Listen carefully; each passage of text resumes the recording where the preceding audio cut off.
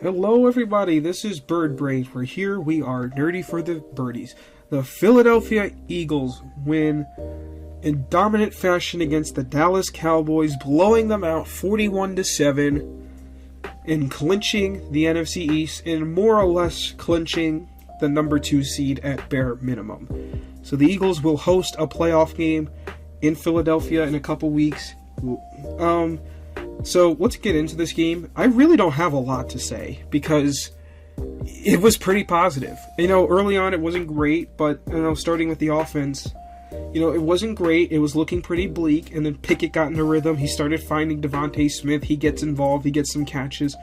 He finishes the day with a couple touchdowns. Pickett, I thought he played pretty well, especially in the second quarter. Going into the third, he made some pretty confident throws. But going into, obviously, the second half, Pickett gets hurt. McKee comes in, and the offense just keeps chugging along. So that's good to see. You kind of now have a little bit of a situation where next week you can talk about what there is for the Eagles to play for. There's a minuscule chance they could play for the 1 seed. We'll know by the end of Monday if they do, or at least by the end of today. It's very slim. They're most likely going to be the 2 seed, which, alright, we kind of expected that. There's the argument for Saquon's record. He hit 2,000 yards this year, this game, so now he needs about 100 more to break the record. So it's close. I mean,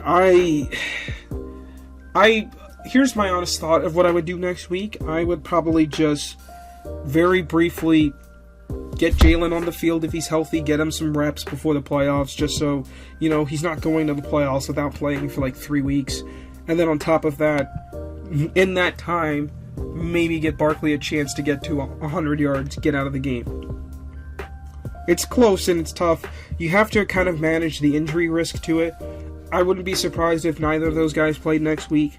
I honestly wouldn't even be upset with it. Getting 2,000 yards in general is amazing. And he did it in 16 games, so I think that's more than worth it.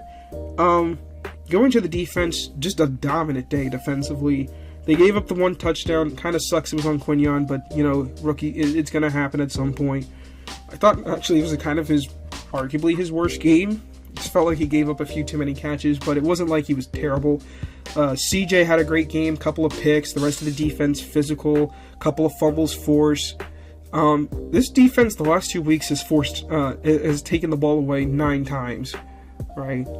Kind of sucks that, in the last 2 weeks combined, this team scored 74 points, had 9 takeaways, and is only 1-1. I mean, that just goes to show how crazy the Washington game was.